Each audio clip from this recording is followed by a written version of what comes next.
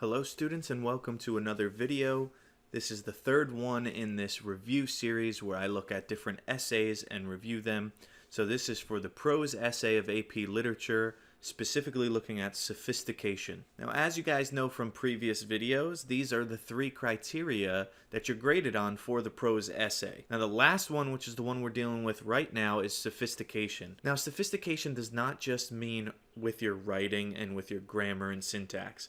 Instead, it actually refers to more about your sophistication of thought and the complex ideas that you're having. So when we're talking about sophistication, we're really talking about your thoughts being sophisticated and having a complex understanding of whatever passage you're given. Whatever prose passage it is on the AP Literature exam, you need to be able to actually analyze it with some depth. So with that in mind, here are the things that you definitely want to avoid. When we're dealing with sophistication, we are not dealing with generalizations, especially ones that AP Classroom describes as being sweeping generalizations. Statements like, since the beginning of time, or humanity has always dealt with. So if you have a prose passage and you're dealing with, let's say, a theme of love, right? That's a very broad topic, but if you take that and say, since the beginning of time, people have always fallen in love, and that's really the main gist of your argument, you have what's known as a sweeping generalization. You're taking the passage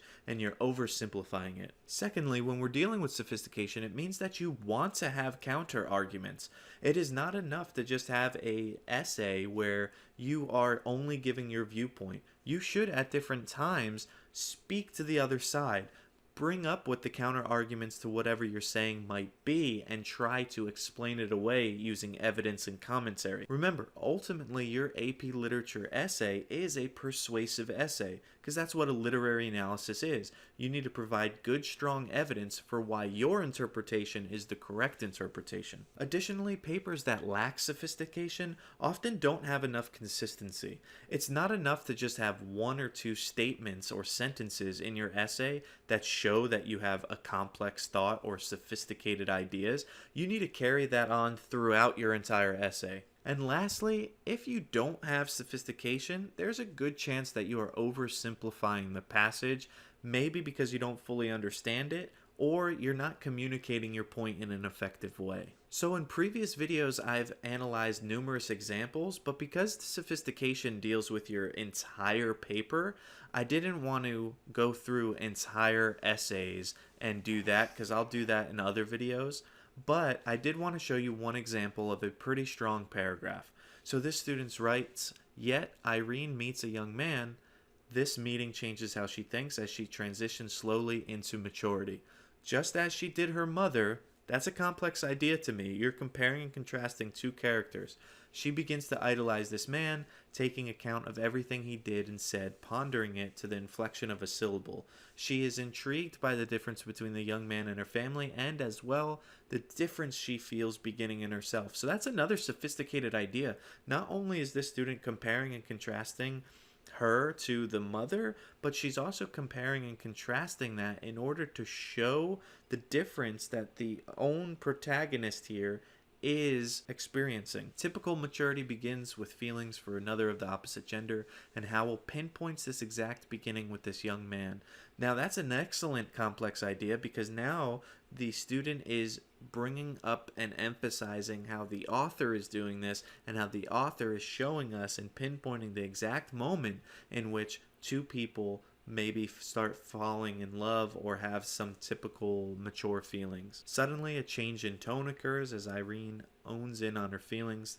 This idea of comfort ends and complexity begins. She cannot rely on her family for this. She can only form ideas of her own. Now this is even getting more complex, and this was perhaps the deepest thought so far, because not only is this character comparing and contrasting multiple characters and talking about tone, now the student's also bringing in the conflict, that it's not enough for this protagonist to just rely on her family anymore. Instead, she's changing. And later on in this essay, the student also brought up the idea that this story in this passage was a good take on a Bildungsroman, which is a coming-of-age story. So if you skip down to the next blue section, student goes on and says, yet as Irene grows outwardly, she also grows in understanding, and ripened she bloomed and glowed.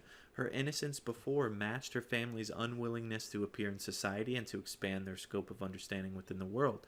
But this innocence becomes cut off as Irene matures. This is a very strong idea.